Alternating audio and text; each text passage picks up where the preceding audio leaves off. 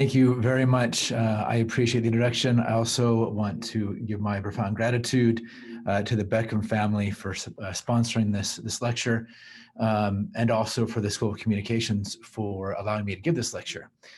This has been a work in progress that I've had for not just the last few months, but for the last several years. And I am pleased to provide this opportunity to talk about influence on social media. I have a confession to make. I am a recovering YouTuber.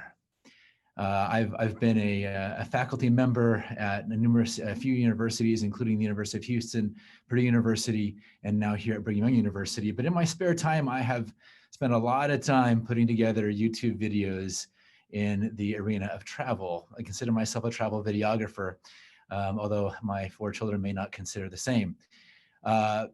But this whole experience, especially in my research and in this YouTube environment, has made me think a lot about influence on social media. And so I'm going to share my screen here, share my, let's see here, here we go. Throughout the process of research and throughout social media, I've really been intrigued with the idea that social media can be a place where people can enact research, where people can build their own influence and establish themselves and make change.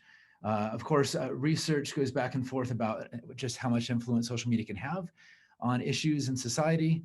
But I've been particularly enamored by the topic of influence. And so within this realm and being a recovering YouTuber, I compiled a video of over 30 influencer videos specifically on the topic of how does one enact influence on social media, basically the how-to videos. And so I put these videos together and I want to share them with you. Call it a social media literature review, if you will. Let me put this up here and we'll get going.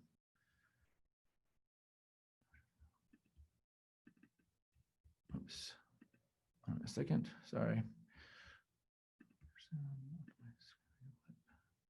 There we go, that's correct. Guys, welcome back to my channel. What's going on, guys? Well, welcome to my channel. Hi guys, it's Chet here. Sean's the name, YouTube's the game. The Deadbeat Subaru affiliate. So I'm pretty much going to be showing you how to become a paid influencer. How you can actually start your influence. So all of us want to grow our influence. Influencer's terrible word, but influencer. Please notice us. We're people of average intelligence. Entrepreneur. What a tough word that is to spell, eh? Wow. My future doesn't look very good. I'm gonna be sharing with you guys 10 secrets. 10 tips today. 25 tips. If you get this #1 tactic correct. 3 simple things to do. How to get Instagram followers fast. Like tips, tricks. They're not tricks, they're genuine, useful tips. No fluff, no filler, just the cold, hard facts. It's gonna be something you've never seen before, something that maybe even is going to be taught in universities. Please, I am about to probably absolutely wow you guys right now. You ready? Here we go. Gain thousands of real followers. Gain hundreds and thousands of followers. 0 to 50,000 subscribers. More Twitter traffic. More views on your videos. More views and visibility. 300 some views a day. 700 views a day. It's all about the views. What's a view?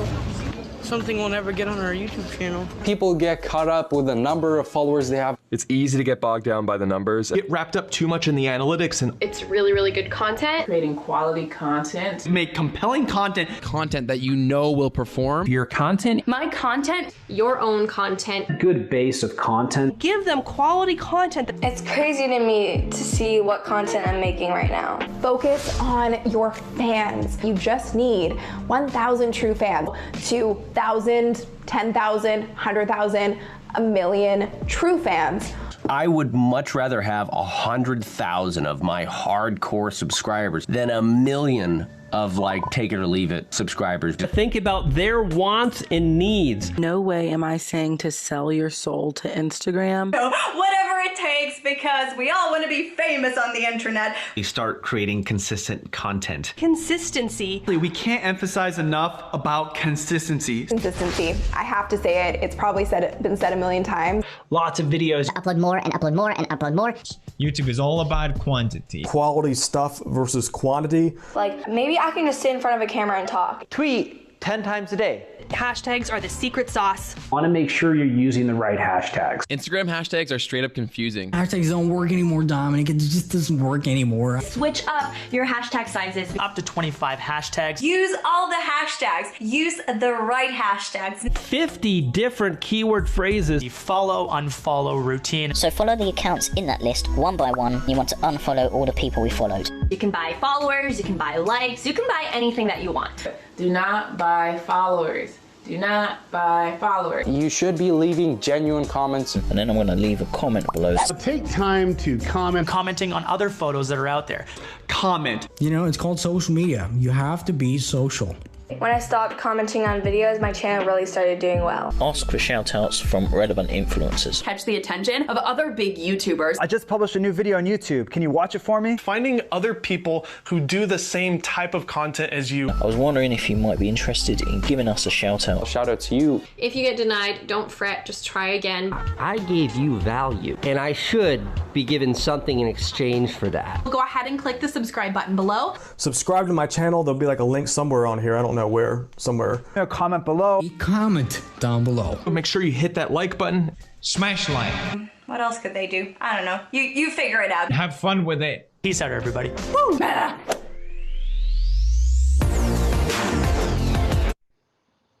So that is essentially every single influence and how to get influence video on YouTube. So you ask yourself for a second, you watch videos like that and you have that experience watching those videos, what does it do? Does it help? Does it hurt? Does it create confusion? I submit to you that it might provide a false sense of hope. Number one, tips and skills and all these different tricks, they may or may not work. If everyone's doing it, then are they really going to work? That's another question for a different day. But that's number one. Number two, the numbers aren't there to promote the idea that everyone can be an influencer and everyone can enact influence.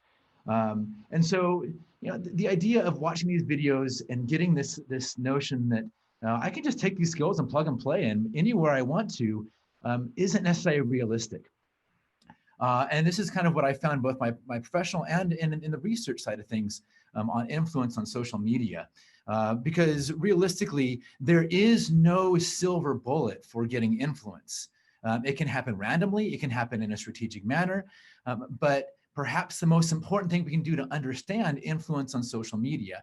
Now, whether you want to be an influencer, I'm not promoting being an influencer, but whether you want to enact influence, which I think is a better term to use, to build influence for an important cause or for even professional life, to build something that's influential. I think it comes down to the idea of theory. Now, I have to tell you, when I mention the word theory in my classes, my students turn off their Zoom videos. It's a big, nasty word sometimes that is misunderstood, I think. What I tell my students usually is when we talk about theory, we're talking about the reasons why something would or would not work. And within that, it's your ability to problem solve, right? When you understand the theory or the concepts underlying why something is happening, then you can tap into those and choose the skills and the other techniques that would be most effective for enacting influence. And this is kind of something I've gone through personally. I was a practitioner turned academic. And I spent a long time working in marketing communications. Particularly, I was an online brand marketing manager and worked in other environments that are very similar before I went and got a PhD at the University of Maryland. And when I got to Maryland, it was an interesting experience about 15 years ago, where we were talking a lot about what was happening in practice, but what wasn't happening in research and theory. And oftentimes I heard the term, well, theory lags practice by at least a few years. And that would come out quite often in my classes and my research. And so from there, having been a professional, having been in a practitioner side, I thought, well, we gotta merge this practice and theory divide and understand, what's happening out there, but also how can theory help us understand how to enact influence. For me, when I think about theory and practice, I think on the practical side, the skills, those can be very specific, very contextual. The theoretical side, understanding the concepts and the reasons why things work, makes the skills transferable. We can say, well, that particular skill worked in this instance, but it's not going to work here. We have to kind of change it because of the underlying concepts and theories. And I'll get into more detail in a few minutes. But we have to agree that the skills and the techniques don't work in every single case. So you must understand the theory. And so with that being said, my research has examined theory as well as practice, try to merge those two and bridge those two. I've come up with, over the last several years, doing research on social media, as well as research on the practitioner side of developing campaigns, that it comes down to 4 C's of influence for me. Now, these aren't necessarily the end-all be-all, but for me, this is what I'm seeing happening in my research. There are 4 C's that influence influence. Okay, the first one is culture, and no, I think it's a little bit of a cop-out for me to say that, well, culture is there, so there we go. Culture is important. It's way more than that. Culture is more than a catch-all for me. Culture is the variable through which individuals working in social media and communication or whatever environment tap into certain principles that make social media make sense. I often tell my students that the ultimate definition of culture is understanding how you will survive in a certain environment. As a master's student here at BYU, I told my advisors, I said, I want to study culture. I'm like, what's culture? I'm like, I don't know. It's something, right? It's values, I guess. And they really pushed me to understand that. And throughout the last several years, I've come to the realization that culture really is about how you survive in an environment. And the principles that lead that survival or thriving in an environment is what kind of, they have the sticking power. And so for social media, if we talk about those culture elements, a few of them stand out for me. The first one is this: tacit fame and the demonic turn. No, this is not a new rock band. Tacit fame is this notion that fame on social media is implied, that it's tacit, obviously. There's an equal opportunity for fame, that you get in and it's there, okay? Because of the accessibility, because of the visibility of social media, that you can jump on and you can be famous for anything. Call it the Bieber effect, right? Some kid gets on YouTube and sings, and all of a sudden he's a huge deal among teenagers. I mean, this is what we talk about when we talk about tacit fame. The demonic effect was turned by Graham Turner, and he defined it in this way: that it is the notion that an ordinary person can gain visibility and achieve celebrity. In our 20th and 21st century, environments we've lived with, celebrities stand out for certain things they've done. But with media, you can also have people who are everyday people who are famous just in their everyday. They're not anything super exciting. They're just there, right?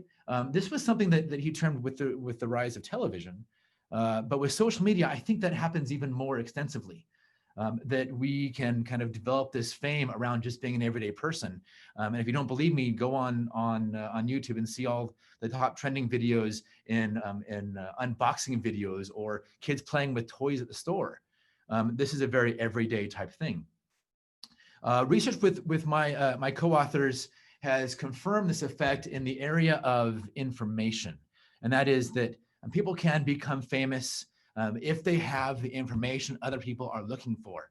And so we conducted research with some co-authors on a particular social movement, a protest on social media. And it was actually in Turkey a few years ago. And one of the things we found that was a driving force of the how would I say it, the movement was this need to be a curator of information. And the power of information to drive and valuable valuable information to drive a social movement. And people who participated and who got the most attention were the ones that were either on the ground and had the best pictures. In fact, we had some people who would come and say, "I'm not actually posting anything. I'm there. I'm on the ground, but I'm not good enough to post good content."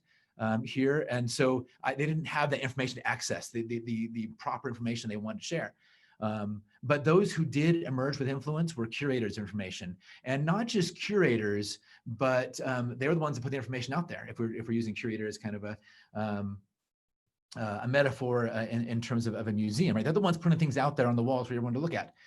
So it's not just information curation, it's information sharing and information involvement more than anything. That you have to show that you are highly, highly involved with this movement or with the information, and that your influence comes through that. And it also becomes an ongoing effect where you're finding information, you're sharing it, and then you're getting recognition for it. This is back to that tacit fame and mnemonic turn.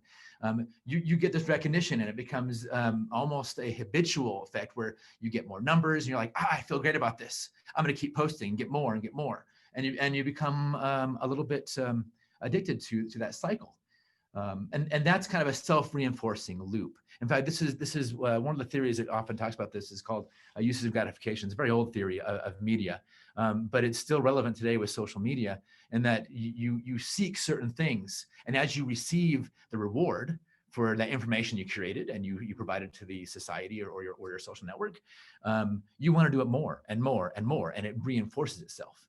And so this is I think is another thing that has kind of driven the woke culture, for better or for worse. Your social media, your ability to be involved in a particular social movement and to know this is what's going on, and I get this, you guys don't. It becomes a badge of honor, and that badge of honor once again is reinforced through kind of this cultural relevance of, you knew what you're talking about, I'm going to give you a big like, and I'm going to forward you, I'm going to follow you, and all other stuff.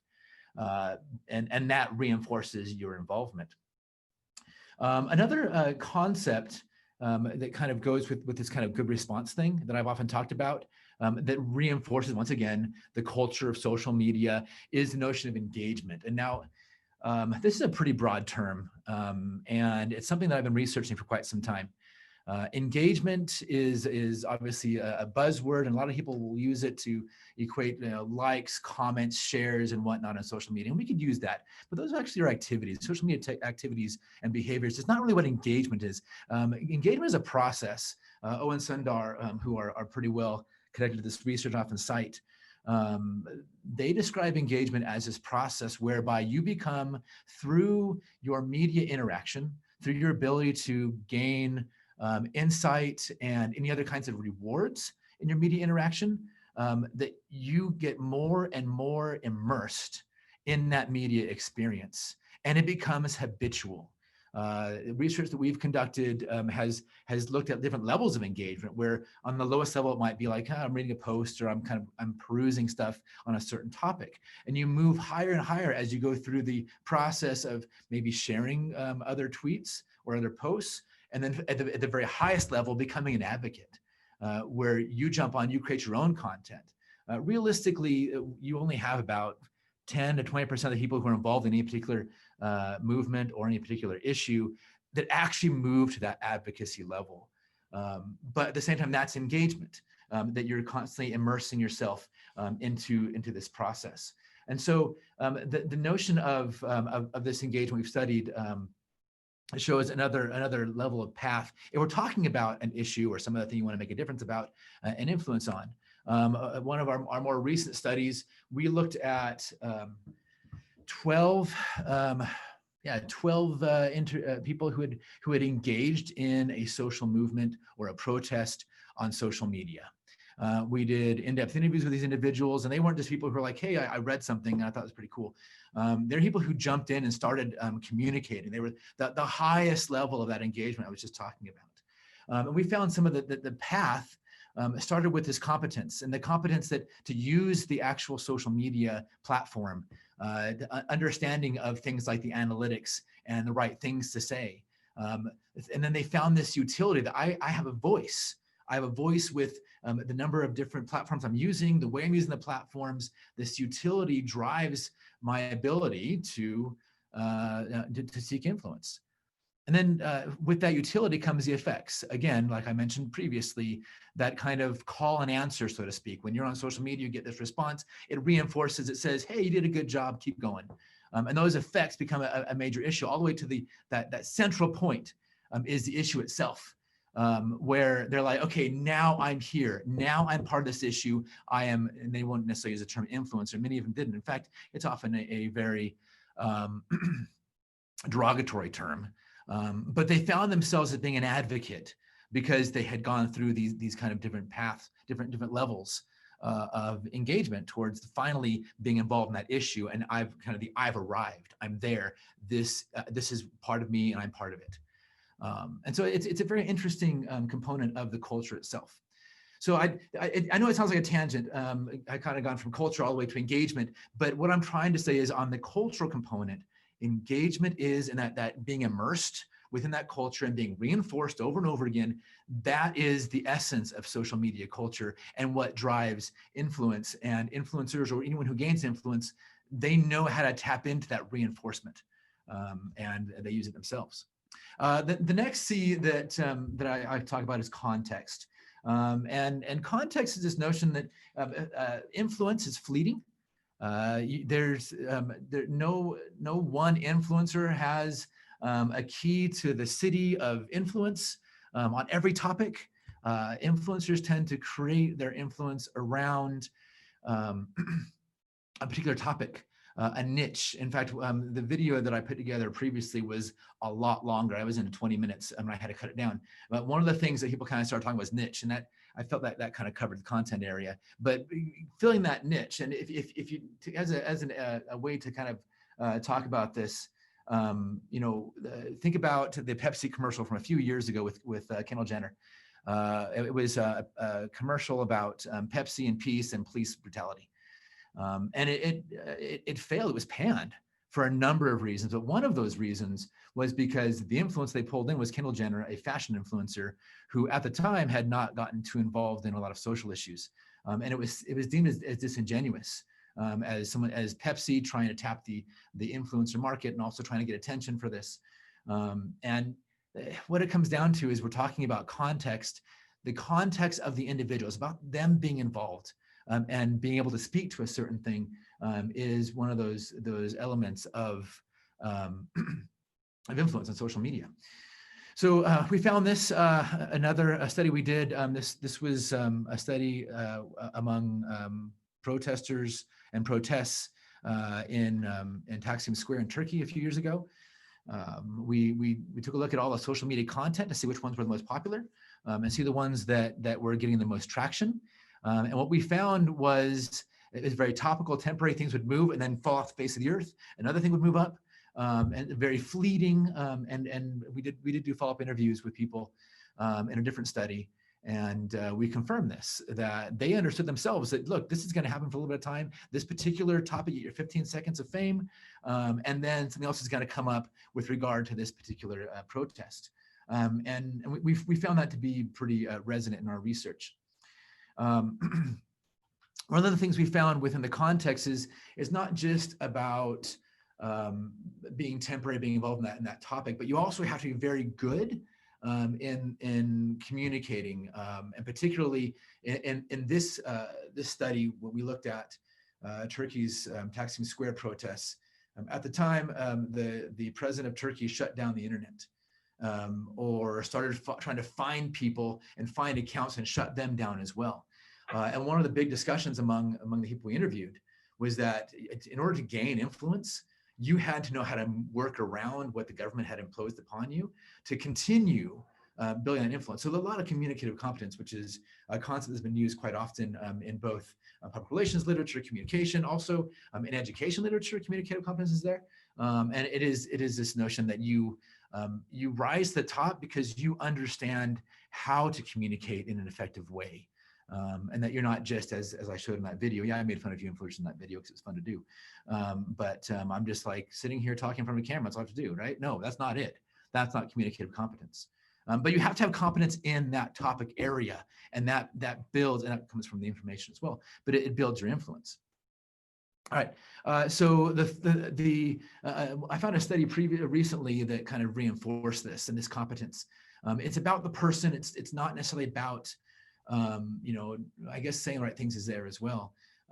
But people are looking for legitimate people. And this study came out a few years ago that talked about the rise of the influencer. And what they found is that influencers actually start out with personal branding. It isn't about having a great social media post that looks good and everyone loves you. It's about building yourself and saying, this is who I am. And then all of a sudden you become a micro celebrity, which is a celebrity among small networks who say, you got to listen to this person. This person knows what he or she is talking about, right? And from there, you start building your network, and you also build a bigger following, a cult following, so to speak, into becoming an influencer. And so it all starts with your competence in that area and saying, I get this, this is me, I know this, okay? And that fulfills that, that contextual component of social media. The next thing I want to talk about is connection. Now, like the video said, here's the deal. It's called social media. You've got to be social, and that's not necessarily the point of this C of connection, because you know, being social is not rocket science. Rather, it's the nature of the connection between the social media user and the influencer, or the group and the network, and the one who rises to the top of that network. As the great Seth Godin would say, the person who rises up to lead the tribes that they lead. And so with this connection, there are a couple of things that we've kind of done with our research. We talked about one of these is social stake, and this is something that I proposed about a decade ago and have kind of pushed through my research and so on. I did some research just following the earthquakes, the earthquake in Port-au-Prince in Haiti back in 2010. And this is one of the first, I wouldn't say necessarily the first, but we see things rise now on Twitter. Every crisis comes up, people talk about it. But this one got a lot of attention, and rightfully so. And so what I did is I analyzed the tweets that came up over the first few days of the earthquake.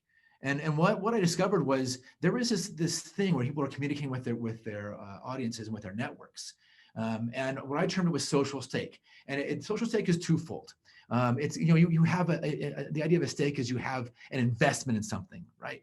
We talk about public relations, stakeholders. Those are anybody that has some kind of vested interest in an organization. Well, social stake is your vested interest socially in a social group. And so there were two particular elements of social stake that I found.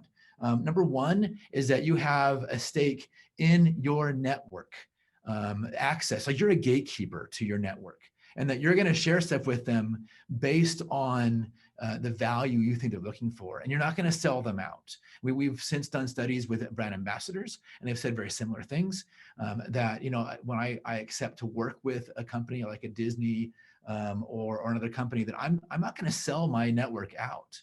I know my worth, and I know what my network is worth as well. And so they take, you know, keep guard over their network. And so that kind of social stake is your stake in your network, but it also works on the other side, that if you're that gatekeeper, you're that guardian, that you care about how you look, your reputation in your social network.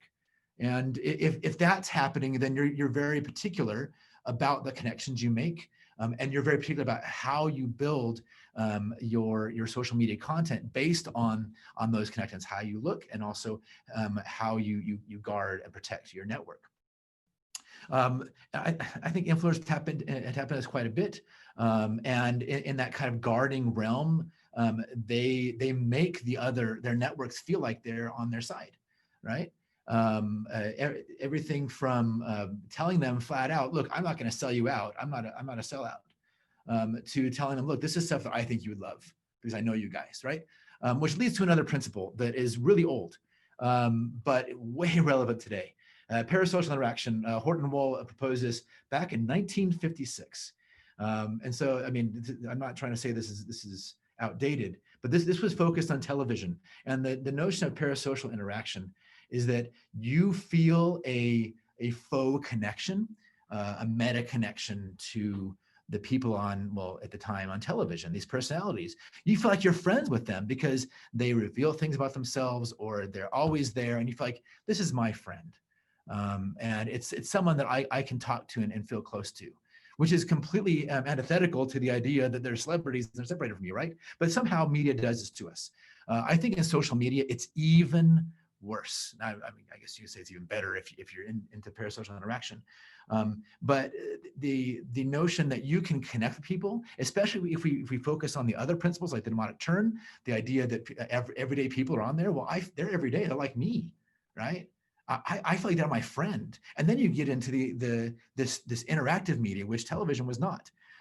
Where you can interact, you can post a comment and they respond back to you. The video, obviously, you mentioned comment. Make sure you reply to your followers, reply, right? That's how you build influence because of parasocial interaction. Because they feel like they're part of your friend group.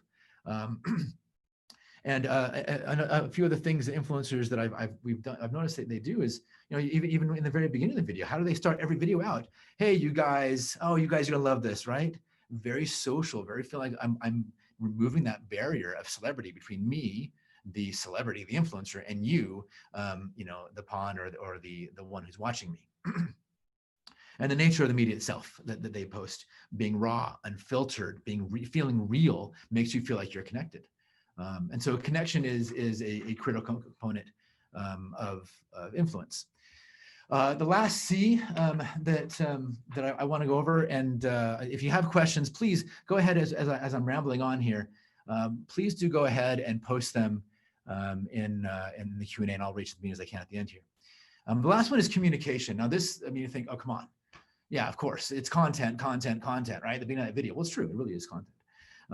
But it's not just content, it's this idea of the type of communication, the way you communicate yourself makes a difference. And it's not just posting stuff out there to see what sticks. So there was a recent study that was conducted and I thought was pretty powerful. Liu and Yan produced a study that showed that information value is critical. In fact, it may even overshadow the credibility of an individual. That people will see their information, but it's connected. People see their information and the value of that information, and they say, this is somebody who knows what they're talking about, simply because of the way they communicate. Now, we're in a major political situation with a presidential campaign, and obviously the way you communicate is not rocket science. I mean, we figured this out, we see it, right? But on a more destructive level, I think this notion that people look at the information and judge information based on the way it's communicated has fed the ongoing fake news epidemic, right? Based on how attractive, how sexy the information is, it perpetuates this nature of social media as an echo chamber, where we love the information because it's what we're looking for, right? We hear what we want to see or hear, and tapping into that, the way we want to see things or hear things is both strategic and an ethical dilemma. It can cause major problems, and this is how we've seen so much of this fake news. You don't even look at the research. You just say, this person said this, it must be true, right? And that can be kind of the light and dark side of social media. Also, in research, we found that the communication, the effectiveness of communication on social media is really social driven. I know, shocking, but Maureen Taylor and I did research a few years ago where we did interviews with both kind of an older population of people, more of the 45 to 60 crowd, and then we did the younger population, about the 18 to 24 crowd. And we try to understand, how is it that people communicate on social media for this influence? How do they make a difference? What are they doing? What makes a difference for them? And one of the things was, we're not in there to make change in society. We're not in there to create some huge social movement. We're actually in it for our friends. Shocking, I know. We're in it to help our social network. And so it's about getting that approval and saying, look, I care about you and I care about how you see my information. And so the movement or the communication is about getting that approval, about looking good within your network. Some of the things we found with this research was they had very targeted messaging for the approval, and they kind of fixed the way they said things so that it would resonate. They didn't care about anybody else. They didn't think they even reached anybody. They thought they'd done a poor job, even though many of them had gained quite some influence. But all they cared about was that the people in their network, and they didn't even believe that people outside the network would even be listening to them. It was all about the interaction and also about advancing your relationship, saying, look, I'm going to talk about this particular issue because I want you to like me and I want us to be closer friends. Which again, it seems a little bit counterproductive in a social media environment where everything is so broad ranging and you can even hide behind anonymity. But this is what was happening in our research. Another study I want to point out, this will be the last one I talk about, is one that's it's forthcoming that I am honored to be doing with my spouse, who is kind of the computational methods wizard in our family. We looked at the social media around two major issues with global brands, Gucci and Prada. And they, about a year or two ago, about 2 years ago, they were hit with claims of blackface regarding their products. One, a kind of a half sweater hoodie thing, and the other just kind of a caricature.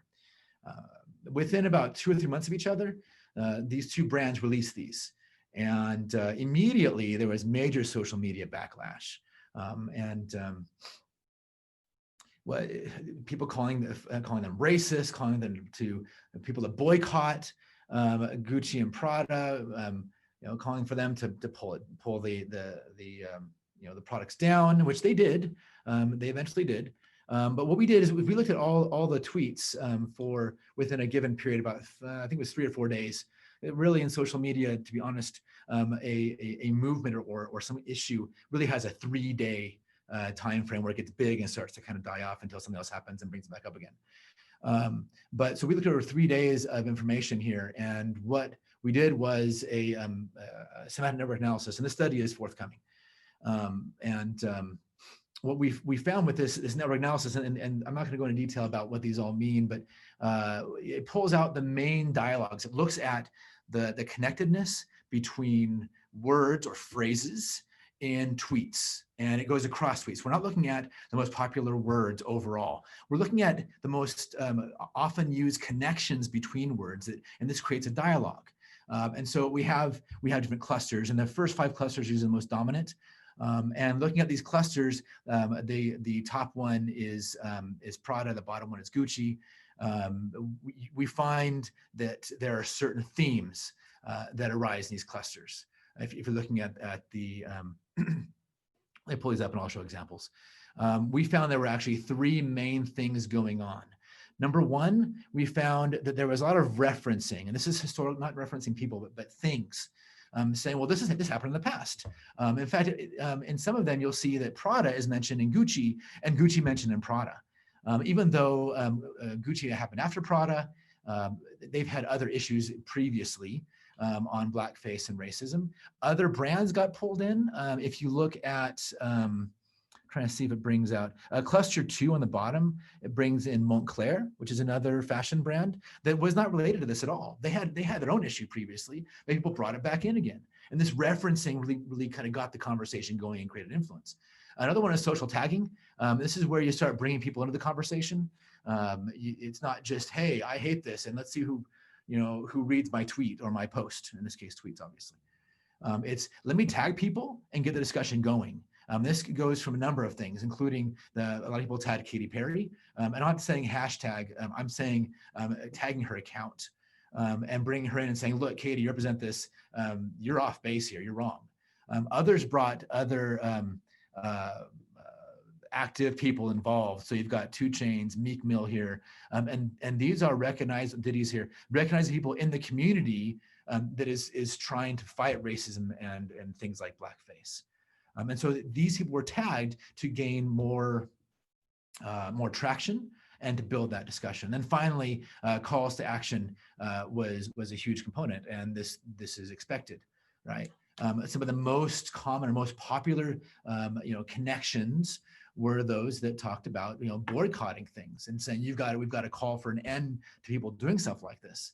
Now, overall, I'm going to play the pessimist for a second. This was absolutely fantastic publicity, horrible, but good publicity of routine product, and it's horrible. And in this discussion of the study, I take a pessimist perspective. I say I think that I did this on purpose. I think they did, and it's completely unethical and it's wrong. And that's a whole different story for a whole different discussion. But like I said, social media and tapping into social media can be a very unethical thing.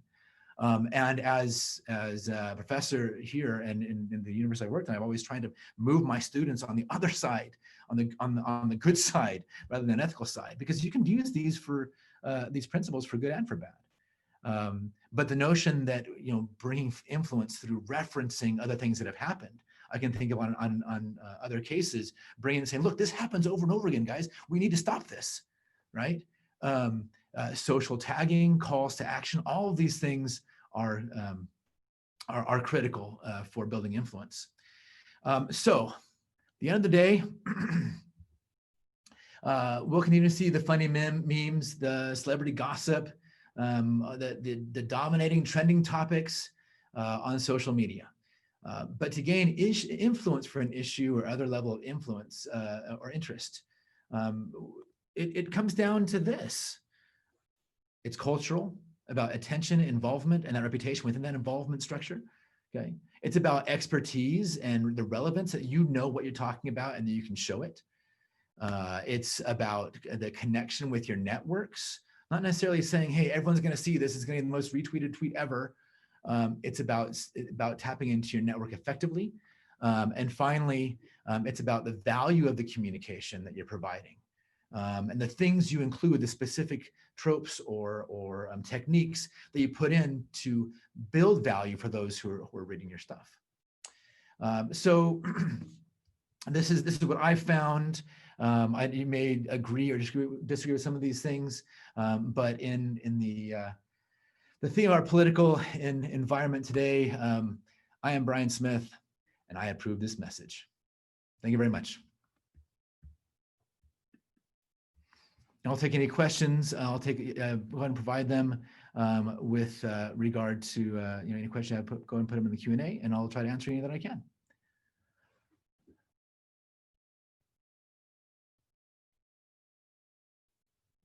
So Chris Wilson, I'm going to do this live here. Says, I've been reading the Federalist Papers recently. James Madison came up with a hypothesis about representation that essentially says that the bigger the group, the easier it is for a single orator or an artful statesman to rule with as complete a sway as if a scepter had been placed in his single hand. I'm just wondering about your feelings about the role of numbers in social media influence, because there are so many people using social media platforms. Does that make it easier for a few to rule over the many? Would it be harder for a person to become an influencer if the number of social media users was smaller? Wow, it's a long question. It's a good question. So many people using social media platforms that make it easier for a few to rule over the many. I don't know. I think that the more diversification, and I think if you have fewer people on social media, you'd have less of a chance to influence. And this goes back to my comment about networks, that everybody can have their own network. Everyone can be something big in their network. And I remember doing research for a Department of Defense organization, and they talked about how they aren't known very well among consumers, but within the old military, they had a certain, a group of military enthusiasts who loved the old weapons and the old weaponry, and that they were an influencer in that group because they knew their stuff and they were part of that. It was a pretty big group, but no one really knew about it outside of the military environment. It's being a part of a network. I don't think the numbers of people on social media matter. I think it's tapping into the right numbers that makes the difference. Let's see. So I answered that one live. Sorry. Let's do this one. Andrea Vega says, what would you consider more efficient, IGTV or YouTube? I think for now, it's sixes. You can split the difference. I feel like IGTV has and Instagram has a much better capacity to build networks. And I'm going to contradict myself a little bit.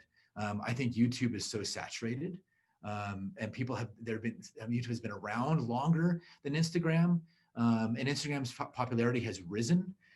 But I think that the Instagram has a much better capacity for efficiency for influence, because you're building those networks more effectively through Instagram. People have their Instagram groups and they're stuck with that. Whereas, going with YouTube, there's just so much there that unless you're in the network, and I've been involved in the Travel Videographers Network for quite some time, and it's a huge group of people, and there are hundreds and hundreds of groups and channels. You've got to really make your network tight enough to have it work there. And it does quite often. I think Instagram, it's a little bit easier to build that network. Let's see, a few of the questions, a lot of questions. Forgive me for taking time to read these.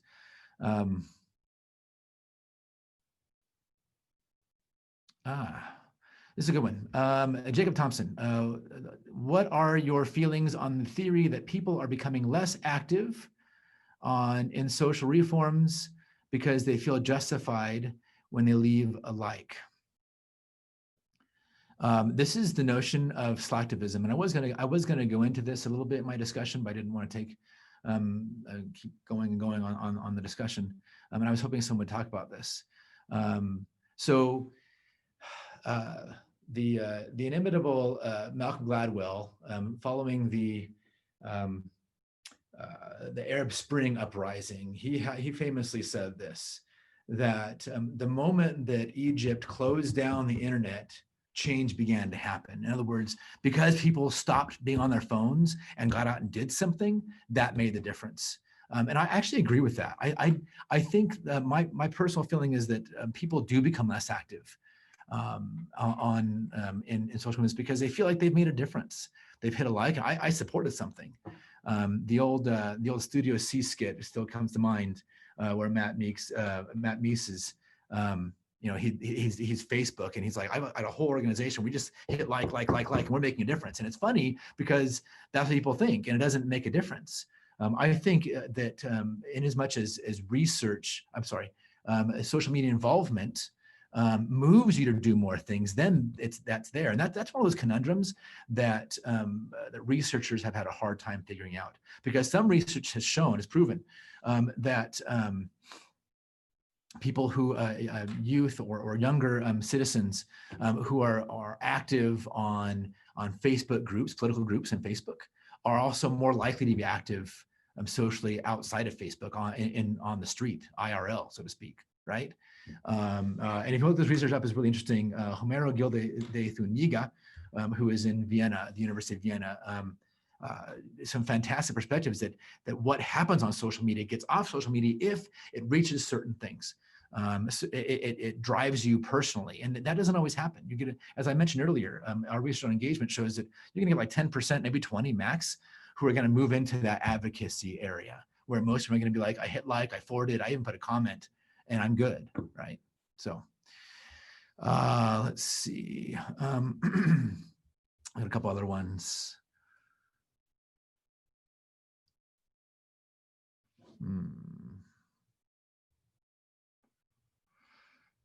Let's see.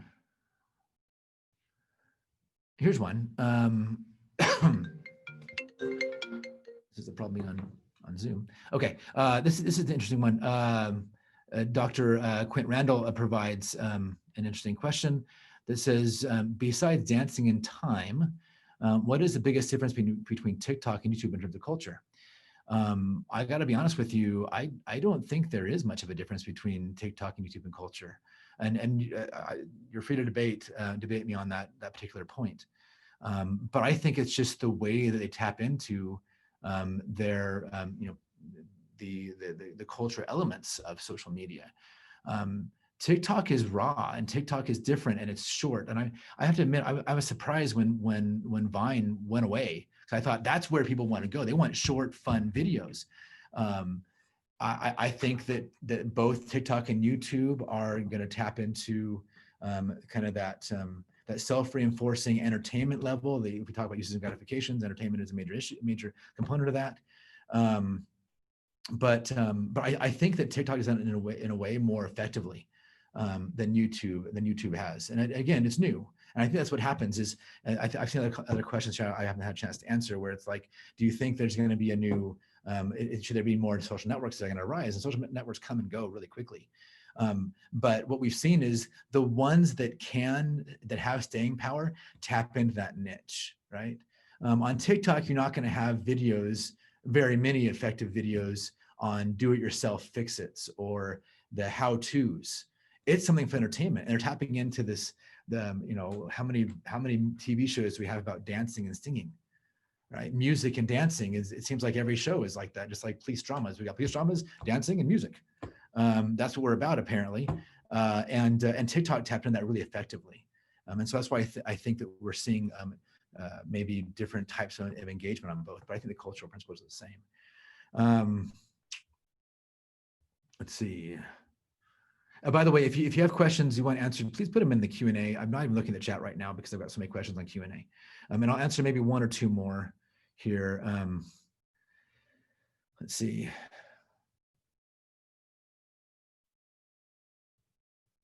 So here's one.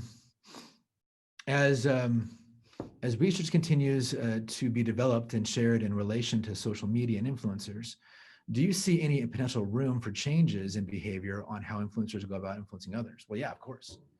This was my first comment and what I was trying to get to with the idea of theory versus practice. I think it's critical, and in the School of Communications, we do a fantastic job of teaching the skills and techniques. We have some fantastic students, but we're also propping them up with the problem-solving skills and the theory, right? We're not just putting them through this program and saying, okay, you do the X, Y, and Z if this problem happens, and it won't make you think, right?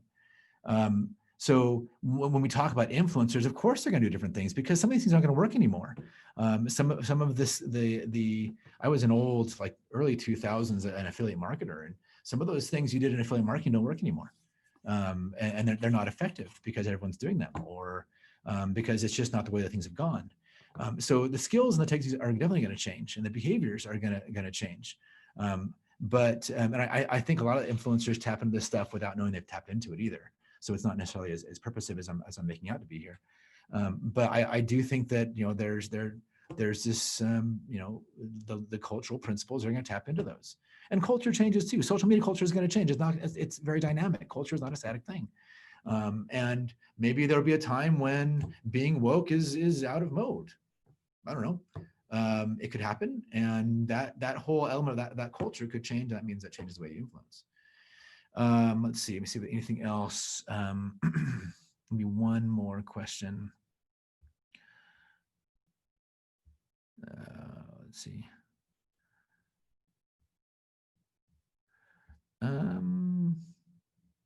Here's one. How do you feel that Malcolm Gladwell's argument that demands that change cannot be facilitated through weak ties into your idea of connection? The idea that in order for change to take place, people have to have a connection stronger than that found on social media at that specific moment. Now for this question and for this point, you've got to understand the difference between weak ties and strong ties. People tend to say the weak ties are about, well, people you don't know very well, but you kind of know them in passing, and strong ties, people you know closely. That's not really the difference between weak ties and strong ties. Yeah, strong ties are people you know outside of that environment, and I agree with Malcolm Gladwell in saying that you have to have friends outside of the environment of social media. But weak ties can be particularly strong based on your connection with their information, with their expertise, and that's what really drives weak ties. And other research has shown that weak ties can be quite effective on social media, actually. And so it contradicts what Malcolm Gladwell has said about that. And I think that the gap there, the dichotomy, looking at those two and that contradiction, again, comes back to things like the parasocial interaction. If we're talking about, well, I don't know this person personally, maybe I'm not going to follow them, but the more you interact with someone on social media, even though it's still a weak tie, the more you might feel like you have that connection there. And if you were asked, well, are they a strong tie? Of course not. I've never met them in person. But psychologically, you're making that connection already. And so maybe you're got these weak ties that you consider to be strong ties, even though they're not. And that's a whole nother enchilada to dissect. But anyway, that's all I have. I want to thank the School of Communications and Beckham Family for supporting this. And if you have any questions, please feel free to drop me an email or follow me on Twitter. But thank you for your time. I appreciate it.